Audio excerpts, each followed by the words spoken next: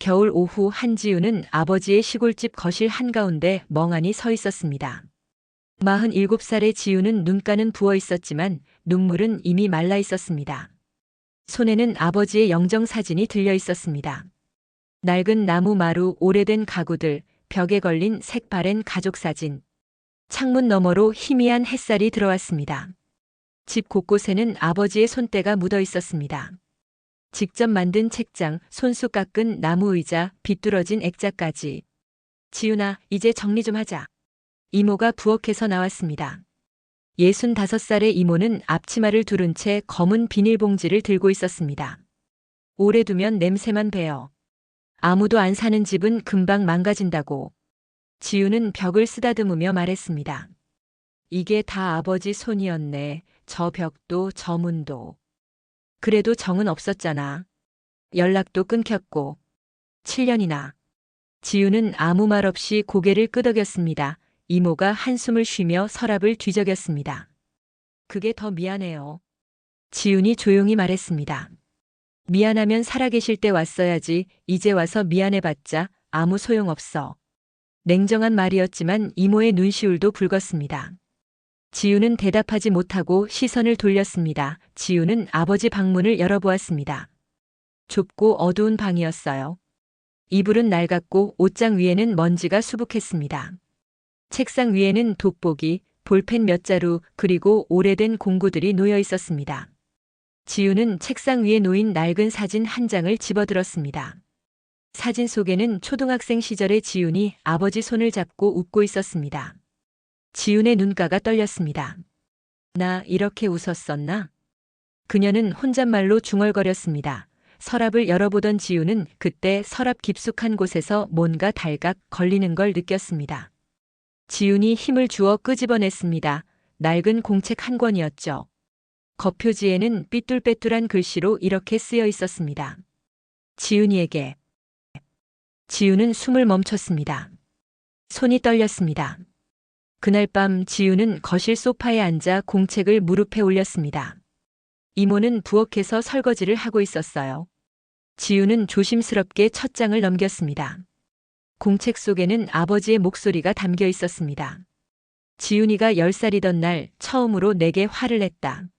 아빠는 왜 맨날 술만 먹어? 라고 소리쳤다. 그때 난 웃을 줄을 몰랐다. 그저 등을 돌렸다. 내가 무서워서. 지훈의 표정이 굳었습니다. 기억이 떠올랐습니다. 20년 전 그 집에서 10살의 지훈은 눈물 범벅이 된 얼굴로 아버지에게 소리쳤습니다. 아빠는 왜 맨날 술만 먹어? 엄마도 없는데. 50대 초반의 젊은 한대식은 술 냄새를 풍기며 외면했습니다. 말없이 방으로 들어갔습니다. 문이 쾅 닫혔습니다. 어린 지훈은 그 자리에서 무릎을 꿇고 울었습니다. 현재로 돌아와 지훈은 눈을 감았습니다. 떨리는 손으로 다음 장을 넘겼습니다. 오늘 지훈이 학교에서 상 받았다. 글짓기 대회 1등. 나한테는 한마디도 안 했지만 이웃 아줌마한테 들었다. 내가 가면 쪽팔려 할까봐 학교 뒤에 숨어서 지켜봤다. 상 받는 지훈이가 나를 닮지 않아서 다행이다. 지훈의 눈에서 눈물이 흘렀습니다. 아버지 그때 거기 있었어요? 그녀는 떨리는 목소리로 혼잣말을 했습니다. 이모가 소파로 다가왔습니다. 그게 뭔데? 일기 같은 건데 아버지가 쓴 거예요. 대식이 형부가 글을? 초등학교도 겨우 나온 양반이. 이모가 비웃듯 말했습니다. 그래도 이건 진짜예요. 이모는 공책을 힐끗 보더니 한숨을 쉬었습니다. 사람은 죽으면 다 미화되는 법이야. 그래봤자 살아생전엔 한마디도 안 했잖아. 지우는 대꾸하지 않고 공책을 꼭 껴안았습니다. 며칠 후 지우는 서울의 자신의 원룸으로 돌아왔습니다. 좁고 깔끔한 원룸이었습니다. 책들이 가득한 책장, 노트북, 커피잔. 지우는 침대에 앉아 공책을 계속 읽었습니다. 페이지마다 포스트잇이 붙어 있었습니다. 지훈이가 중학교에 들어갔다. 교복 사러 가자고 했더니 혼자 갈 수 있다고 했다. 내 손이 거칠어서 딸 손잡기가 무섭다. 하지만 이 아이는 어릴 때 늘 내 손을 먼저 잡았다. 언제부터 안 잡게 됐을까? 지우는 자신의 손을 내려다보았습니다. 어린 시절 아버지의 거친 손을 잡았던 기억이 어렴풋이 떠올랐습니다. 15년 전 시골길을 걷던 중학생 지훈. 아버지가 손을 내밀었습니다. 위험하니까 손잡아. 이제 애 아니에요. 혼자 갈 수 있어요. 13살의 지훈은 손을 뿌리쳤습니다. 한대식은 손을 거두고 묵묵히 뒤따라 걸었습니다. 표정이 씁쓸했습니다. 현재로 돌아와 지훈은 눈물을 닦았습니다. 핸드폰이 울렸고 발신자는 딸 은서였습니다. 지훈은 화면을 보다가 결국 받지 않았습니다. 화면이 꺼졌습니다. 다음 날 출판사 사무실에서 지훈은 책상에서 원고를 검토하고 있었습니다. 옆자리에 김 과장이 커피를 건넸습니다. 지훈 씨 괜찮아요? 요즘 얼굴이 안 좋던데. 괜찮습니다. 부친상 치르셨다며? 힘드셨겠네. 오래 연락 안 한 사이라서 실감이 안 나요. 지훈이 짧게 대답했습니다. 김 과장은 눈치를 보며 자리로 돌아갔습니다. 지훈은 원고 위에 놓인 공책을 꺼내 또 펼쳤습니다. 동료들 눈치를 보며 조용히 읽었습니다. 오늘 지훈이 집을 나간다고 했다. 서울로 대학 간다고. 나는 말렸어야 했는데 알아서 해라고만 했다. 무뚝뚝한 게 내 병이다. 하지만 지훈이 짐을 싸는 내내 내 가슴은 찢어지고 있었다. 지훈은 책상에 엎드려 조용히 흐느꼈습니다. 동료들은 눈치채지 못했습니다. 점심시간 지훈은 회사 옥상에 올라갔습니다. 도시락도 없이 난간에 기대어 서서 공책을 또 펼쳤습니다. 지훈이가 결혼한다고 전화했다. 초대장도 보냈다고. 하지만 나는 가지 않았다. 내가 가면 지훈이 친구들이 뭐라고 할까봐. 촌스러운 아버지라고 손가락질 당할까봐. 그날 나는 목공소에서 혼자 술을 마셨다. 지훈은 12년 전을 떠올렸습니다. 결혼식장. 하얀 웨딩드레스를 입은 35살의 지훈. 주변에 하객들이 가득했지만 신부 측 가족석은 텅 비어 있었습니다. 지훈은 입구를 몇 번이고 돌아보았습니다. 하지만 아무도 오지 않았습니다. 현재로 돌아와 지훈은 난간을 꽉 쥐었습니다. 목이 메었습니다. 왜 오지 않았어요? 한마디라도 해주지. 그녀는 혼잣말로 중얼거렸습니다. 그때 누군가 다가왔습니다. 회사 대리 정수진이었습니다. 지훈 선배, 여기 계셨네요. 점심 안 드세요? 아, 지금 갈게요. 지훈이 재빨리 공책을 닫았습니다. 그거 뭐예요? 일기? 수진이 공책을 힐끗 보며 물었습니다. 아버지가 남긴 거예요. 돌아가셨다면서요? 힘드시겠어요? 지훈은 대답 없이 고개만 끄덕였습니다. 수진이 조심스럽게 물었습니다. 선배, 가족들이랑은 연락하세요? 딸이 하나 있는데 연락 안 한 지 1년 넘었어요. 왜요? 저도 아버지를 닮은가 봐요. 표현을 못해서. 지훈이 쓸쓸하게 웃었습니다. 수진은 안타까운 표정으로 지훈을 바라보았습니다. 그날 밤 지훈은 원룸으로 돌아와 공책의 중반부를 넘기다가 멈췄습니다. 종이 한 장이 끼워져 있었습니다. 낡은 납품명 세서였습니다. 그리고 그 사이에 작은 사진 한 장이 있었습니다. 사진 속에는 10대 초반으로 보이는 낯선 소년이 한대식 옆에서 환하게 웃고 있었습니다. 배경은 목공소였습니다. 지훈은 사진을 뒤집었습니다. 삐뚤빼뚤한 글씨가 적혀 있었습니다. 지훈이보다 2살 많은 태수. 나의 또 다른 아이. 지훈의 눈이 커졌습니다. 손이 떨렸습니다. 또 다른 아이. 그녀는 혼잣말을 했습니다. 다음 페이지를 넘겼습니다. 태수는 말이 없는 아이였다. 부모님이 일찍 돌아가셔서 할머니 손에 자랐다. 내 목공소에 심부름 오면서 알게 됐다. 이 아이를 보면 어린 시절 내가 보였다. 그래서 밥을 먹이고 기술을 가르쳤다. 지훈이에게 동생이 생기면 좋겠다고 생각했다. 지훈은 혼란스러운 표정으로 사진을 응시했습니다. 나한테 한 번도 얘기 안 했잖아. 다음 페이지들을 빠르게 넘겼습니다. 태수 이야기가 계속 나왔습니다. 오늘 태수가 처음으로 의자를 완성했다. 손이 서툴지만 정성이 가득했다. 아저씨 같은 목수가 되고 싶어요라고 했다. 내 가슴이 벅차올랐다. 그리고 몇 페이지 후 글씨가 흐려지고 얼룩진 부분이 나왔습니다. 눈물 자국인 듯 했습니다. 태수가 죽었다. 교통사고였다. 14살. 자전거를 타고 가다가 차에 치였다. 그 자리에서 내가 심부름을 보냈기 때문이다. 내 잘못이다. 내가 죽였다. 지훈의 숨이 막혔습니다. 다음 장을 넘겼습니다. 더 끔찍한 건 그 차를 운전한 사람이 지훈이 엄마였다는 것이고 술을 마시고 운전했다는 사실이다. 아버지는 울부짖으며 태수 할머니 집 앞에서 무릎을 꿇었습니다. 나는 할 말이 없었다. 지훈은 공책을 떨어뜨렸습니다. 손으로 입을 막았습니다. 엄마가? 그녀는 떨리는 목소리로 중얼거렸습니다. 다음 날 아침 지훈은 사진과 공책을 들고 이모를 찾아갔습니다. 이모는 부엌에서 김치를 담그고 있었습니다. 이모 이거 아세요? 태수라는 애요. 이모는 사진을 보더니 표정이 굳었습니다. 어디서 났어 이게? 공책에 끼워져 있었어요. 아버지가 쓴 글에 나의 또 다른 아이라고. 그리고 엄마가 이 아이를 차로 쳤다고. 이모는 한숨을 길게 내쉬었습니다. 손을 씻고 지훈을 거실로 데려갔습니다. 앉아. 얘기 좀 하자. 두 사람이 마주 앉았습니다. 이모가 입을 열었습니다. 태수는 내 아버지가 키운 아이는 맞아. 근데 핏줄은 아니야. 그럼 뭐예요? 입양? 아니. 그냥 도와준 거지. 태수 할머니가 혼자 키우기 힘들어하니까 형부가 목공소에 데려다 놓고 밥 먹이고 재우고 그랬어. 몇 년 동안 왜 나한테는 한마디도 안 했어요? 이모는 침묵했습니다. 이모? 태수는 죽었어. 교통사고로.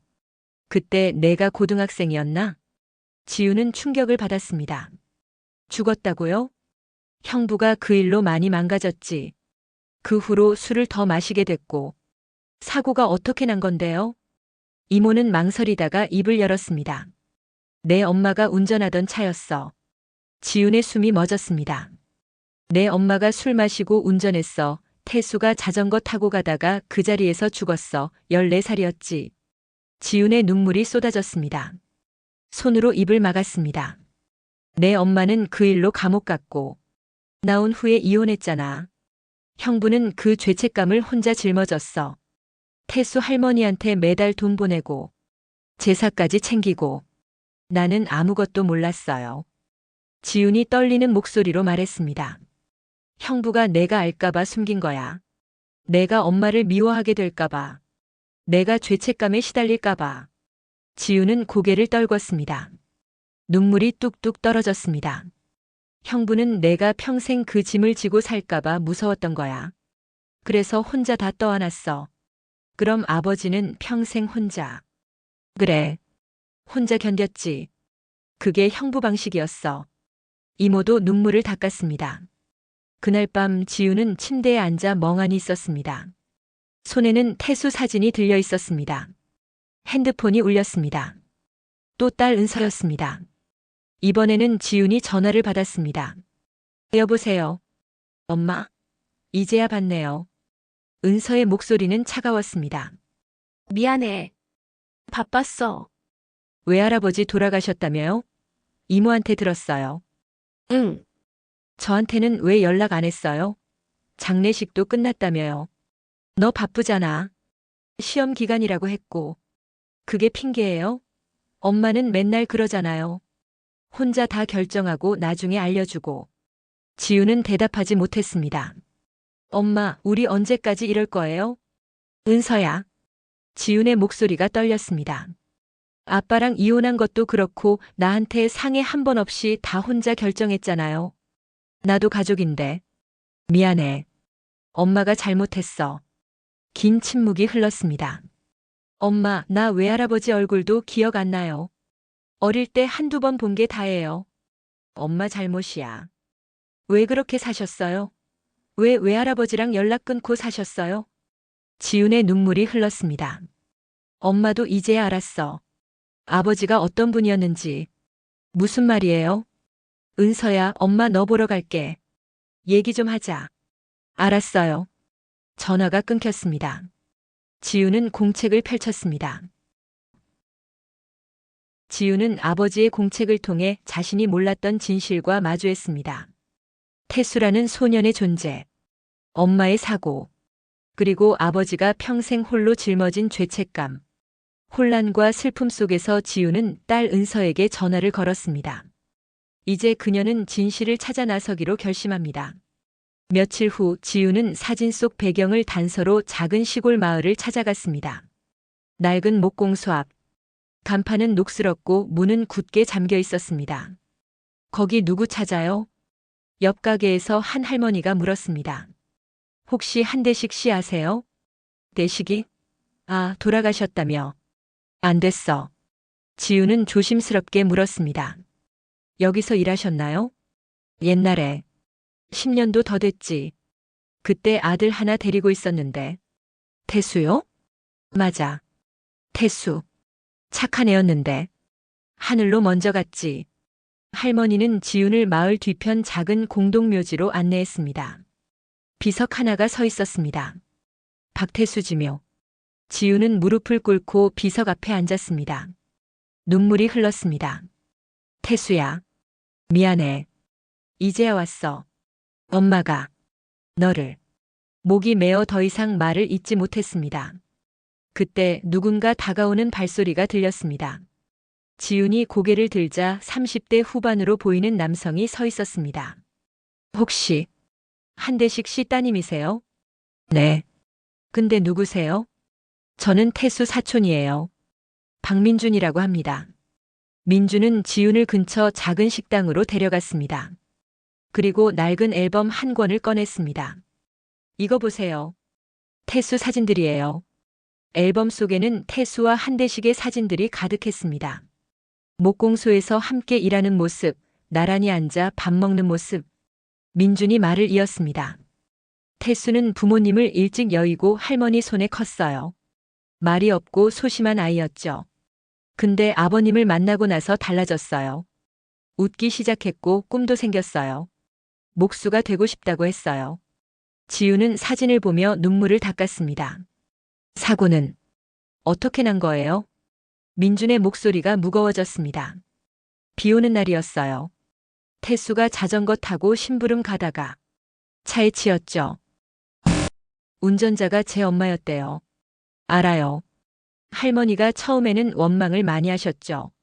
근데 아버님이 매주 찾아와서 무릎 꿇고 빌었어요. 결국 할머니도 용서하셨어요. 아버지가 왜 그렇게까지?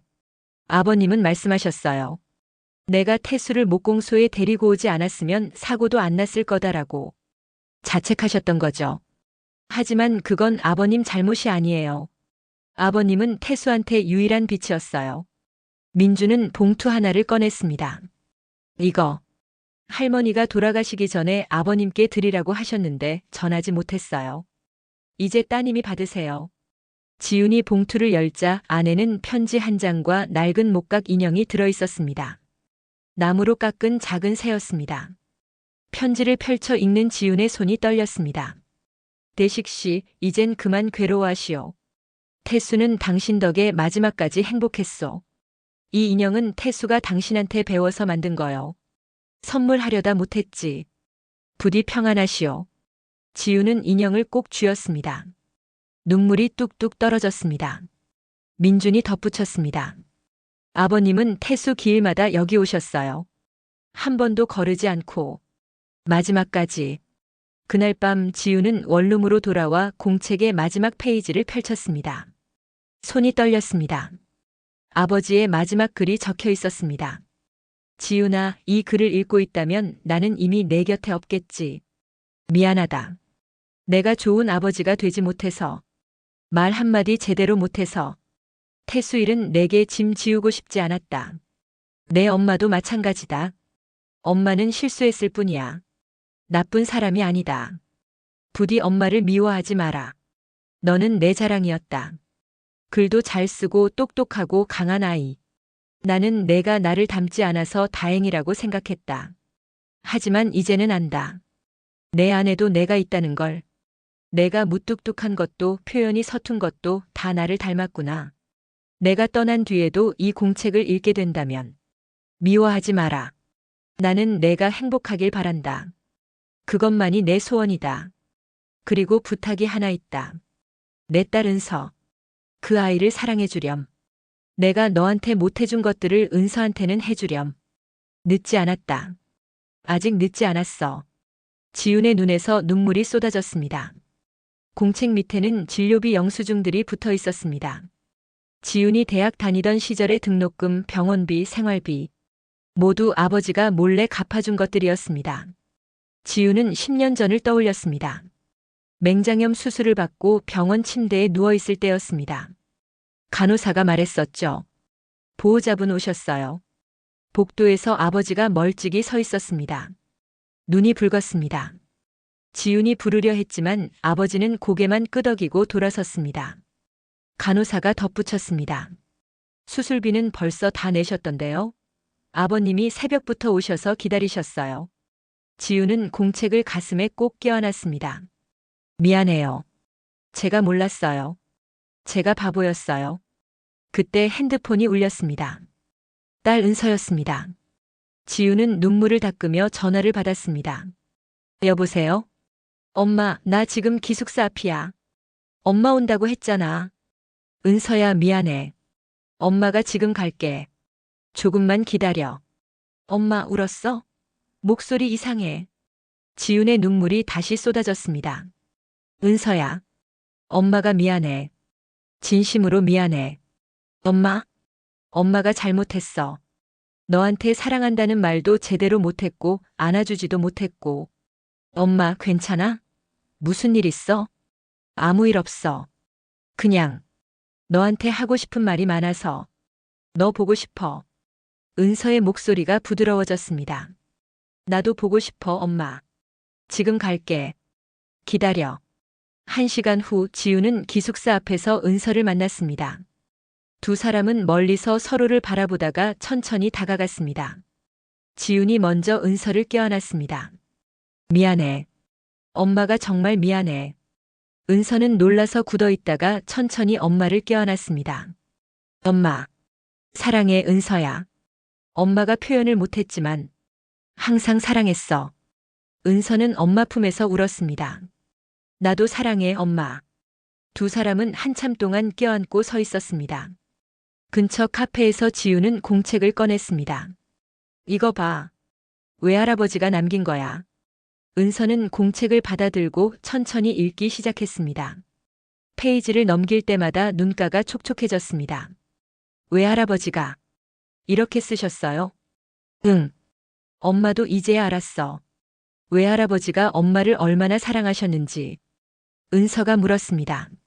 엄마는 왜 외할아버지랑 연락 끊고 사셨어요? 엄마도 외할아버지를 오해했어. 무뚝뚝하시고 표현을 안 하시니까 사랑받지 못한다고 생각했어. 나도 그랬어요. 엄마가 날 사랑하지 않는다고 생각했어요. 지훈은 은서의 손을 잡았습니다.